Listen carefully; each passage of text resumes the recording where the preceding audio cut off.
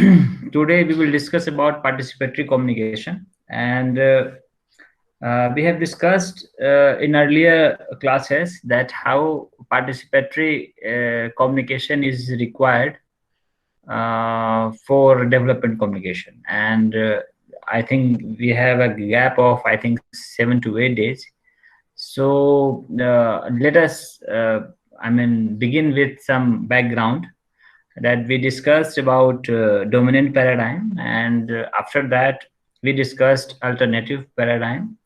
And in this all paradigm, we find that dominant paradigm never talked about participation. It was a top down kind of approach, kind of communication model, where communication was a linear kind of thing, where sender will send some messages through a medium and it will reach to the receiver, and there was no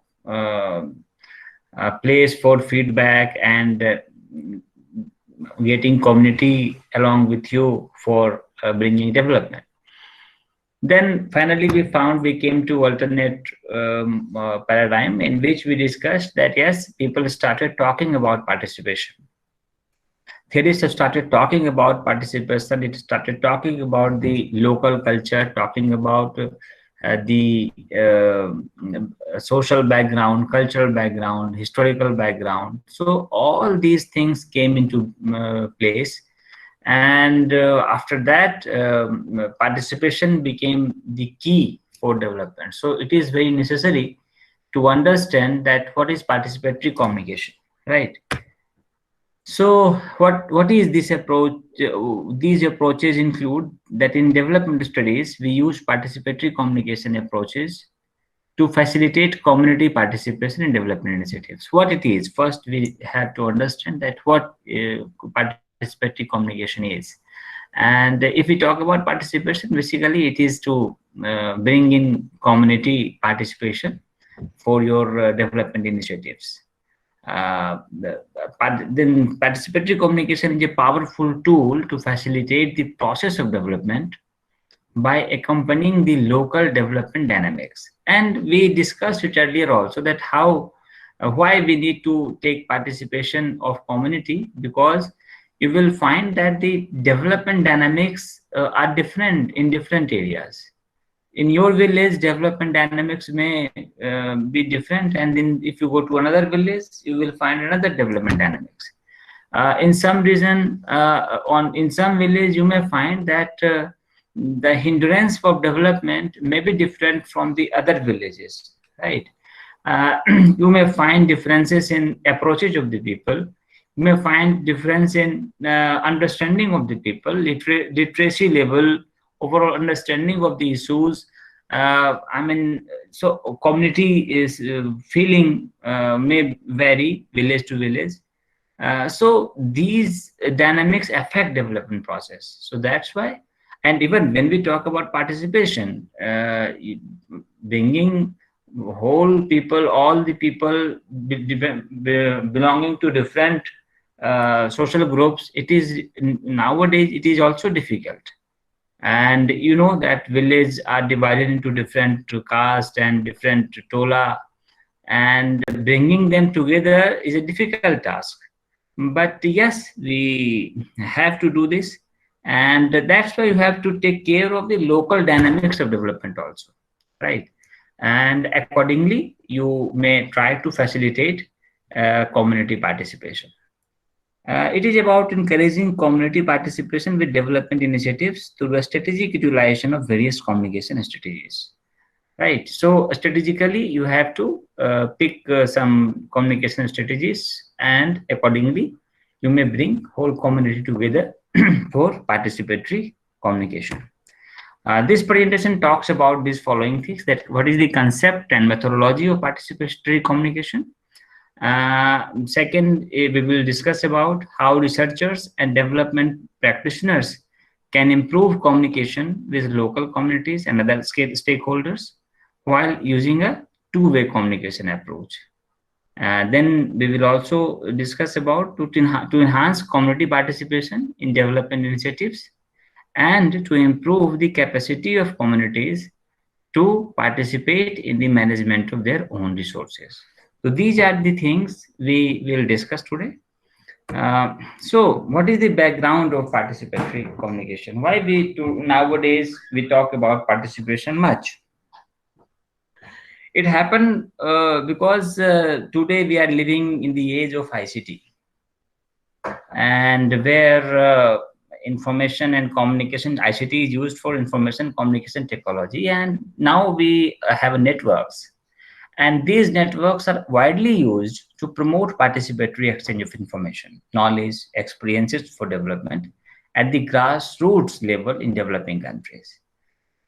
Earlier, it was not possible, but because we have this network, so now participation become easy. And that's why if participation is easy, then exchange of information, exchange of knowledge, experiences, all these can be facilitated. So that's why in developing countries, it is because when we talk about development, obviously we are talking about developing countries and poor countries.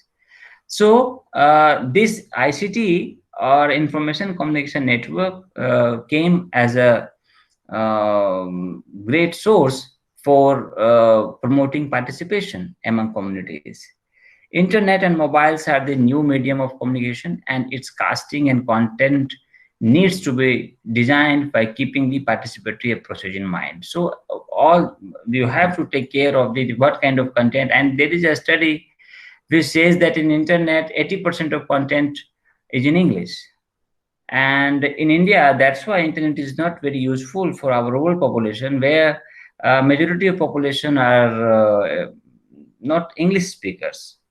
So we have to design our content. That's why in Digital India campaign, which is launched by this current government, you will find that focus is also on this thing, that how to provide content in their own language, right? So some people may talk in Tamil, Telugu, Kannada, Bhojpuri, Hindi, Bangla. So content should be provided in their own language. So it will be more beneficial for them. So in Digital India campaign, if you will go and see the objectives of Digital India campaign, you will find that this is one of the objective, which is very important objective. So that's why this objective is there, because we have to cater the need of the rural population, and rural population are in India. There are very few population who can speak English, and the data says that there are only 5% population who can speak fluent English, right? And 20%, 25% people can understand English, but they cannot speak English. So the numbers are very less. So we have to focus on the thing that how to provide content in local languages. So that's why, because this information communication network is there, so we have to develop our internet and mobile networks in a way which may be beneficial for development communication. Right. So before looking at the details of why and how there could be benefits, it is important for us to understand what we mean by participatory approaches. There are many forms of participation, but the bottom line is that communities participate genuinely if they will derive benefits aimed at satisfying their real felt needs as they define them themselves. Right. We will come to the various types of participation, but real participation is that when we try to genuinely provide them benefits, which are based on satisfying their real felt needs, the need they feel that yes, this is required for development, and which should be defined by themselves only. You should not define that what are their problems. Let them define their problems, and then you provide them benefits as per their real needs, felt needs. And this kind of participation is required. So if we talk about participation, so we talk about this kind of participation where community decide their problem, where community decide their solution, and you as an outsider, you as a facilitator, try to provide them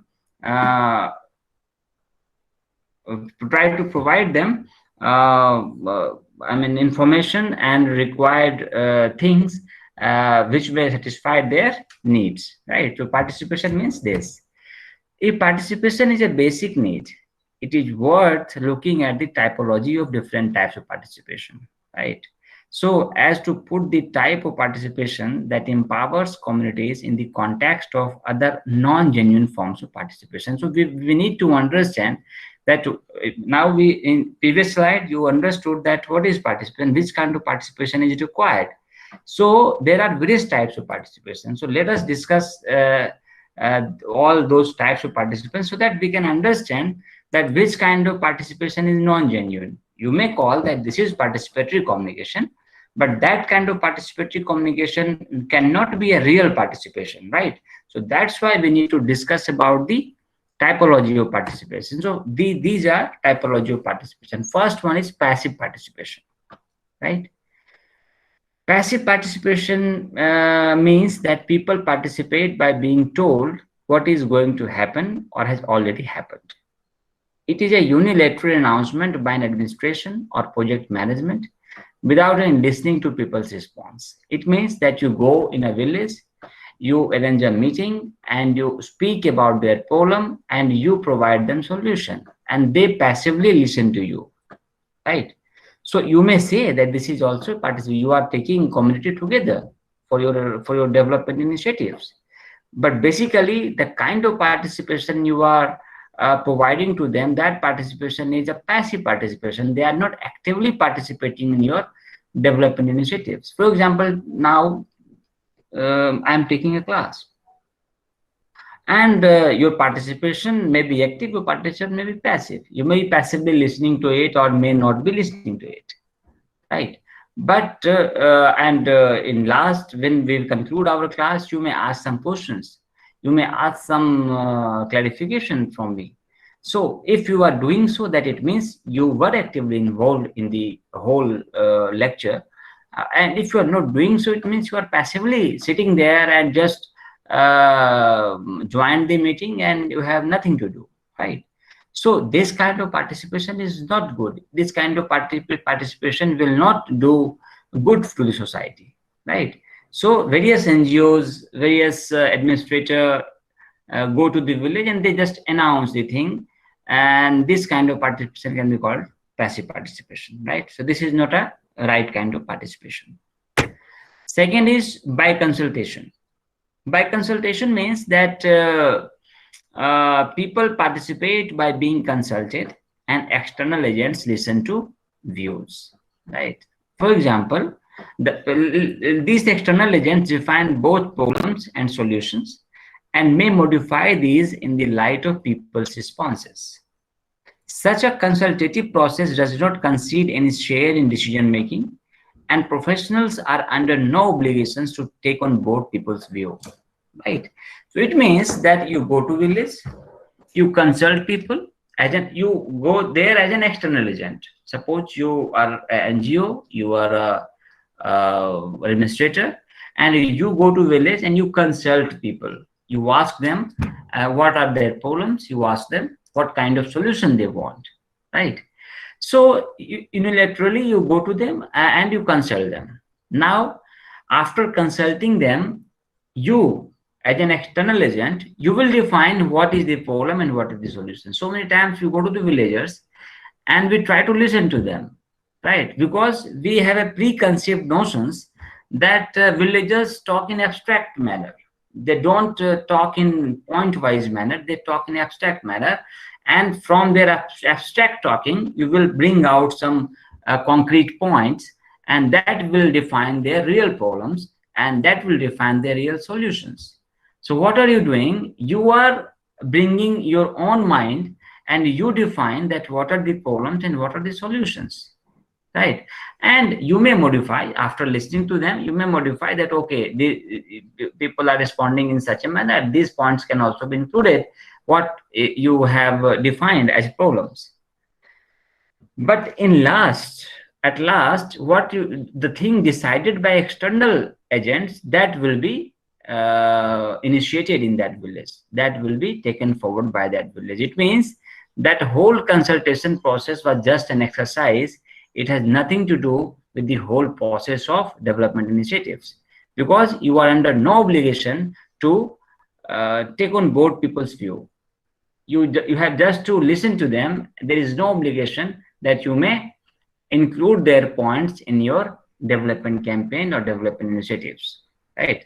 So this kind of participation is also not correct. By consulting people, you are not taking, you are not making them to the level where they can decide by their own that what are their problems and what can be the solution, right? So our motto is to let community decide, right, what are their problems. So this is second kind of participation, which can also be not termed as good kind of participation. Third is functional participation. In functional participation, people participate by forming groups to meet predetermined objectives related to the project, which can involve the development or promotion of externally initiated social organizations, right? It means that you form groups. For example, you go to village and you form a group. That group will initiate the whole development process, whole development campaign decided by an external factors, right? It means there are so many NGOs who appoint local representatives to do survey, to collect data, to conduct seminar, to conduct group meetings, right? I mean, various NGOs do such kind of things. So what are you doing? You are making groups, and what is external group factor and external agents tell you what to do in the village, right? So here functionally you are making local population as a part of the whole development campaign or development initiatives, but basically they are not deciding that what are their problems and what can be the solutions. They cannot decide, they cannot speak up their mind. They will share the idea, they will share the things which has been communicated to the groups externally, from external factors, from external agents, right? So it means you are involving local population functionally for doing survey, for collecting data, for door-to-door campaign, for conducting seminars, workshops, these kind of things. You have involved local population, but basically they are functionally involved in your development campaign. Practically they are not involved, right? Such involvement tends not to be at early stage of project cycles or planning, but rather after major decisions have already been made. So at last, when you decide to go to village and to start the campaign or start the development initiatives, at that time you need local population. So it means major decisions regarding the problem, solutions, how whole campaign will run, how whole development program will run, it has already been decided. And after that, at last, when you go to the site, if you go to the village, then you need some local population for functional requirement. So this kind of participation is also not correct, right? Fourth is interactive participation. Interactive participation, it means that people participate in joint analysis, which leads to action plans and the formation of new local institutions or the strengthening of existing ones, right? It means that here you interact with people. Interactive external agent and local population both interact jointly. They jointly analyze the thing. They jointly analyze the problem. They jointly analyze the solution. And this kind of analysis may form new local institutions or may strengthen the existing one. Suppose panchayati system. If it initiates this kind of joint analysis, external factor go to the panchayats, and this external agents ask all the people to come together and do analysis jointly. So it means it will strengthen the panchayati system of that village. Or if panchayati system is not working, then you may establish a new local institution. There are so many self-help groups working in village. So you may try your own self-help groups for a particular development program or development campaigns, right? So this kind of joint analysis is good. It tends to involve interdisciplinary methodologies that seek multiple objectives and make use of systematic and a structured learning process. So it is interdisciplinary kind of things. You may socially, you may try to understand the local population. Economic factors may also come into play. You may see the cultural factors, and after jointly analyzing the things, then you systematically and structurally try to learn that what are the main cause of that problem, right? So in villages you may find that uh, you may try to make people aware that how to use I mean genetically modified seed for production.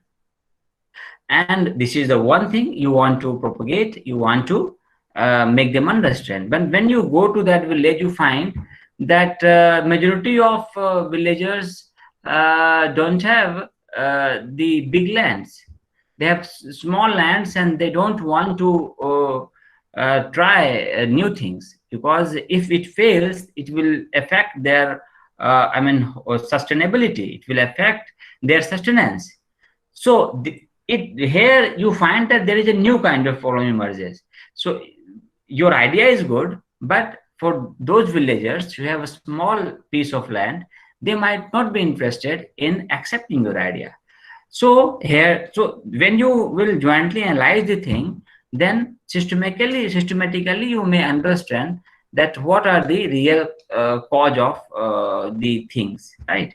So these groups take control, ownership over local decisions, and so people have a stake in maintaining a structures or practice. So when interactively, when you have adopted this typology, interactive participation, and if community decides to go for it, and this kind of participation will certainly, because whole village village population is involved in decision making, identifying the problem, thinking about the solutions. So certainly if they decide to go for it, then they will take ownership of that thing. Whatever they have decided, they will own it. They will try to control it. They will try to make it work, right? So this is the thing, because they have a stake, because they have decided that this thing is good for their village. So this kind of participation is a good kind of participation, and this kind of participation, interactive participation, should be promoted. Another level of participation, that is self-mobilization, where there is no need of external factors. This kind of self-mobilization is top kind of participatory approach, right? Which is not found. There are very few villages, few groups who are self-mobilized, right? So people participate by taking initiatives independent of external institution to change system. They don't want external institution. They don't want external agents for change, right? They are self-mobilized. They want that. How can they deal with their problems, right? So such self-initiated mobilization and collective action may or may not challenge existing inequitable distribution of wealth and power, right? So this kind of self-initiated mobilization or collective action is required. This self-mobilized population and this self-mobilization participatory approach is a best kind of participation. But as per our experiences, we are focusing on interactive kind of participation. This is where we are.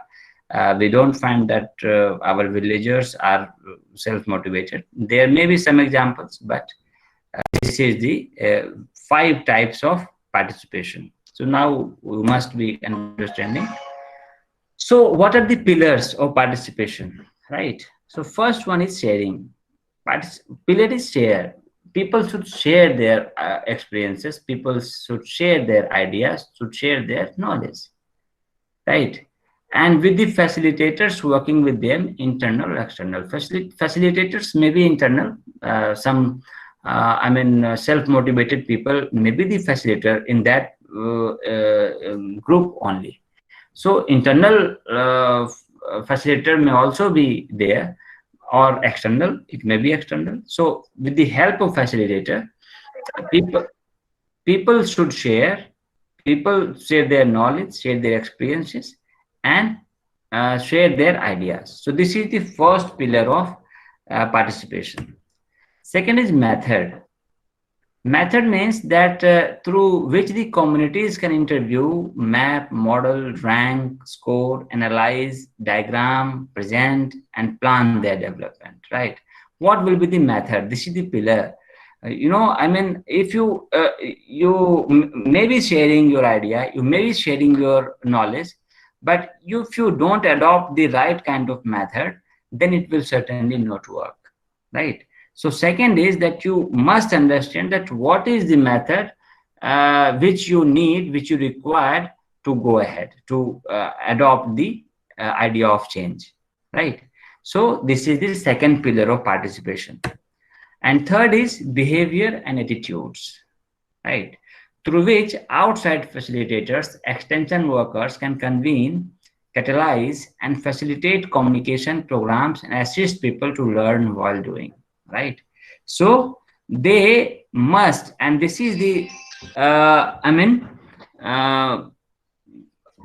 whole process, and this is the ABC model of behavior change, that is antecedents. I mean, first behavior, the thing where you are now, and then you will start changing your behavior, and after that you will see the consequence, right? So this is what the ABC of behavioral learning, this is how. So this is third pillar, that you must facilitate behavior change and attitude change, right?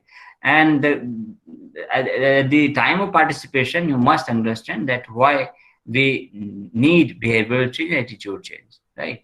So this is the ABC model of behavioral learning. Antecedents means that your previous experiences, your current experiences, and after that you go for a new behavior, and after you adopt new behavior, you see consequences, right? Consequences consequences, if consequence is positive, then certainly you will go for it. If consequence is not good, if it is bad, then you will not adopt that behavior, right?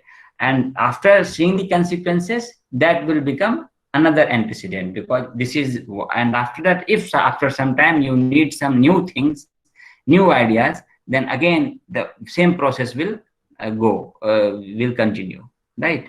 So this is how these are the third pillars. And what should be the approach of participatory communication? The approach should be that putting communities in the driving seat, with facilitators taking the passenger seat. You don't try to be master of the communities.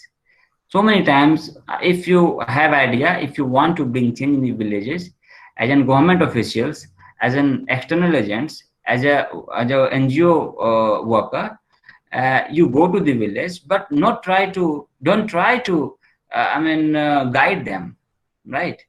You motivate them to take the driving seat, let them drive the whole development process, and you just take the passenger seat where they need some modification, wherever they need some suggestions, you just give them. But your approach should be that putting communities on the driving seat, right? You don't try to be master of the communities. This should be your approach when you are going for participatory communication. Practically, and ultimately community ownership, right? If they will be on driver seat, then certainly they will own the thing. Whatever they decide, they will own. Community should own a thing, good or bad. Community ownership is very important, right? So practically, this means that ownership and control of the technical, financial, socio-cultural, and institutional components of a development program should be vested in villagers themselves. So communities should own all the financial, technical, socio-cultural, institutional, everything should be controlled by community, right? And this kind of development program, this kind of because they will become stakeholders, community will become stakeholders, right? And this will really help them. Then what are the challenges? these are the typology, these are the participation method approach. You know now that what are the challenges. Challenge is that how to design the system properly through research of the needs of key interaction groups, including rural groups, the community change agents, or facilitators if involved, right? So a system where, I mean, all the people, all the stakeholders, rural groups, the community, change agents, facilitators, all of them should be involved. So the challenge is to design a system, a proper system, right? And second challenge is that how to design the system properly through a participatory design process. So you have not to just design a system. The system should be participatory at every level, right? So these are two challenges which are very important when we go for participatory communication approach. So how can you do this? You can do this by taking care of the following things. First is segmentation of interaction groups, right? By such factors as gender, age, groups, occupation, wealth, these may be the different factors. On these factors, you may segment the whole interaction groups on age level, on gender level, various groups, occupation level, wealth level, right? So you may, and from all these groups, you may go for picking some, representatives from each groups, right? So first, I think you have to do is that you have to do segmentation of interaction groups. Second is content identification. Content identification means that what kind of content you want to deliver. What are your, what are the problems and what are the solutions? So you will decide the content, which kind of content should be provided to the each groups, right? Third is subjects and purpose, right? What are your subject? What is your subject? I mean, in which area you want to do work, and what are the purpose? Purpose may be, and for example, your purpose may be awareness, your purpose may be entertainment, your purpose may be training, right? So accordingly, you have to decide what kind of content you will deliver. For awareness, the content will be different. For entertainment, because so many times there are so many NGOs who just want to give exposure to the villagers. They want just go there and show them various good movies, some documentaries, to give them exposure to the realities of the world, to give them exposure that how they may start thinking differently, right? So these may be the purpose. So entertainment may be your purpose, awareness may be your purpose. You may go and try to train people how to do farming, how to use hybrid seeds. So you may train also, right? So according to these things, so these are the third things you have to take care of. Fourth is packaging of the interface and the content. Packaging means that content we have identified, and now we will pack. Interface means that what will be your interface. Interface may be the written words, newsletter. Interface may be the oral communication, organizing various seminars and workshops. Interface may be mobile communication. Interface may be TV, right? So you will have to package the data accordingly, because your selection of interface will change the presentation of content. If you want to present the content through written words, that will be different. If you want to go for audiovisual medium, content will be different. So packaging is very important. Then using visuals or audio visuals to assist overcoming gaps of literacy. And this is also important. You must take care of that, how to use visuals and audio visuals, because we know that in rural areas, people are illiterate and they might not understand the written words. So how to use visuals and audio visuals so that illiterate person may also understand the content you want to deliver. And fourth one is activities that increase responses. You have to also plan some certain activities among population, so that through activities they may respond, they may speak up their mind that yes, they have liked this thing, they have disliked this thing, they want this thing to be changed. So activities will encourage responses, and based on those responses, further you may replan your development campaign, change your content accordingly, and that will be more effective, right? So these are certain actions you will take. Information and communication change is needed to be rooted in people's local cultures. This is also important. Right, the thing, whatever the idea you are giving, that must be rooted in local culture. That should not be different. They should feel that yes, the thing you are asking them to do, they are not anti-cultural, right? They are not against the local culture. So that must be rooted in people's local culture. If such change is to be taken seriously by the people involved. If it is not involved, rooted in the people's local culture, then certainly they will not tend to accept your idea, right?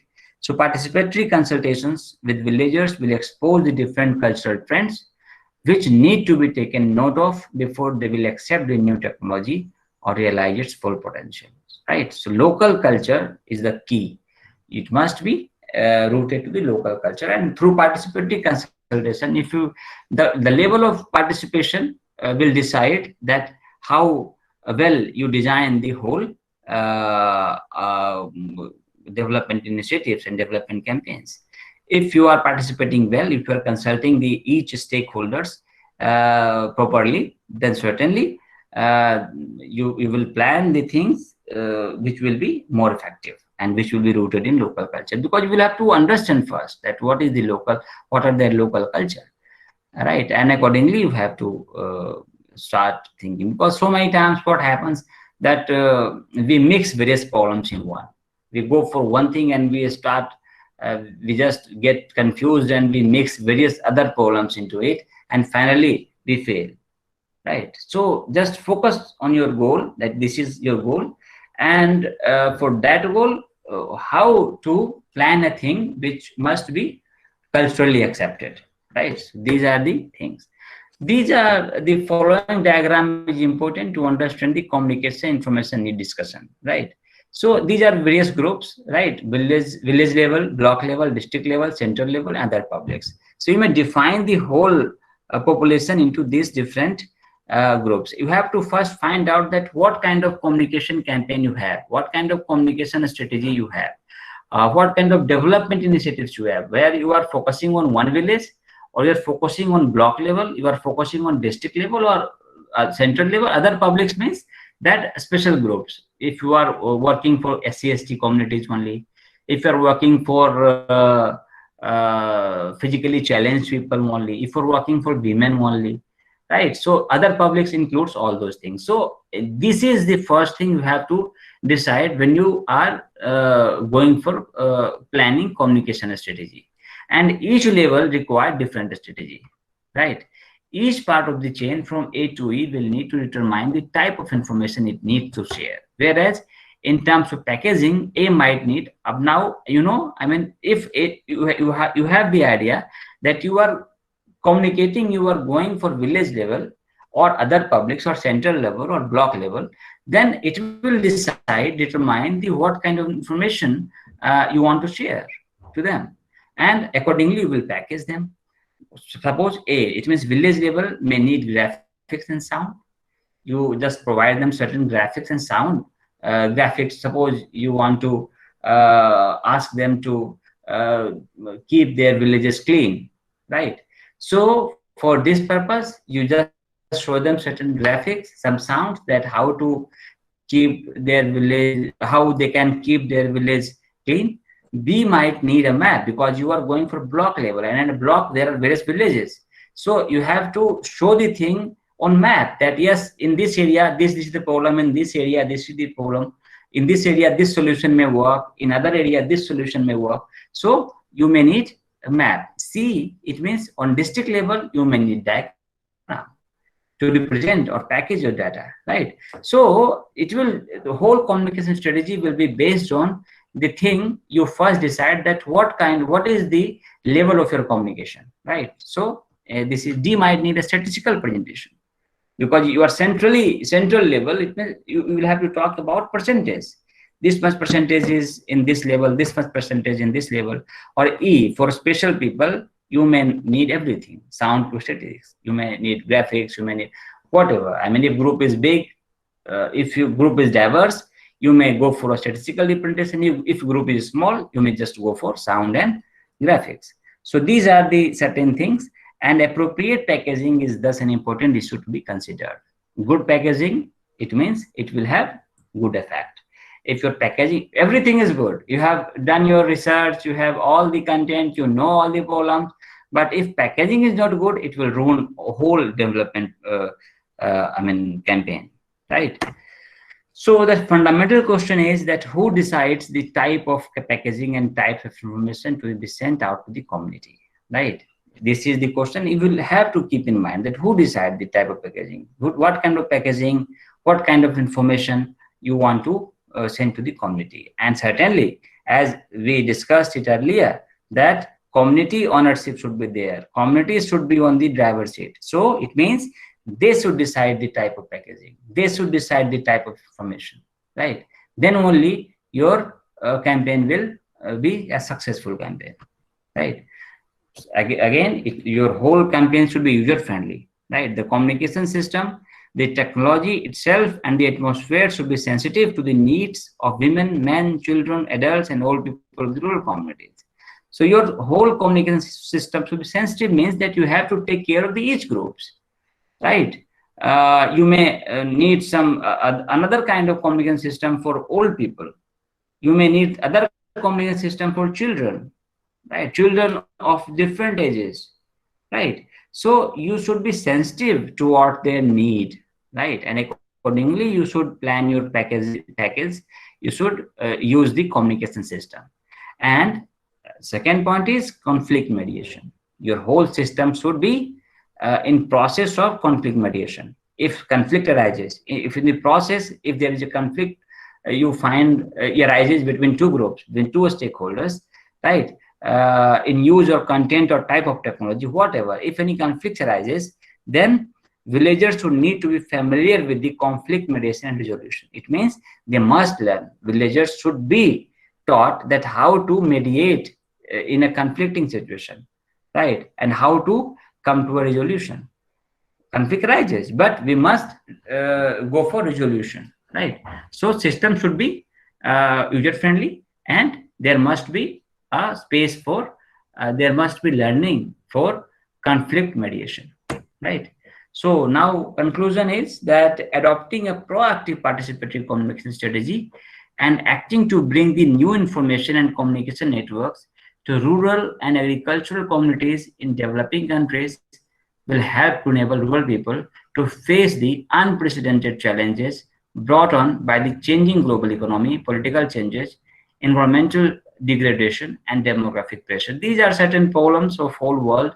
We are living in a global world, and these are certain issues, and we must proactive participatory communication strategy should be adopted, so that they may be aware of whole overall scenario, and they may be ready to face all the challenges. So that's how participatory communication, and that's why we have to focus on this thing. We have to adopt this thing, right? To deal with these challenges and to make critical decisions, people at all levels of society must be able to access critical information and to communicate it further, right? Critical information. If suppose there is a drought, if in this season there will be less rain, so this critical information should be shared to the communities, should be shared to the farmers, so that they may plan accordingly. They may further provide it to the other villagers. So your whole process, if you will not participate to them, if system will be not a participatory, then how will farmers would know that this is what is the problem which is coming, right? So this is the thing, that critical information should be provided to them. Whole system, participatory system, should be built in a manner. Improved communication and access to information are directly related to social and economic development. If you have a good improved communication system, each citizen has access to information, then this is the key of development, right? Social and economic development, both. And it is found that rural population lack access to information, and that's why you will find that in Digital India campaign, there is a, I mean, focus on how to make each and everything accessible to the population. If it is required to provide them information in their local languages, government is working on that also, right? So this is the key of development, right? And now it is the right time to act in support of internet knowledge and communication system in developing countries. Today we truly live in a global village, but it is a village with privileged information haves and many information have nodes, right? Yes, it is global village, but certainly there is a privileged group who has all the information, and there are many people, a big population, who have no information. So we have to fill this gap only. Then only we will a global village. They must have information, each and every information. They must be on driver sheet. They must decide what are their problems. They must go for the solution. And as an external agents, administration, whole NGOs, all the system should cooperative, should facilitate the change and let them. They know, villagers know what they need, but basically our system is not a participatory system. Even now, I mean, how many DMs and how many SDOs go to villagers and ask them their problems, right? So there is participation is lacking in our country, and this is where we have to work upon, right?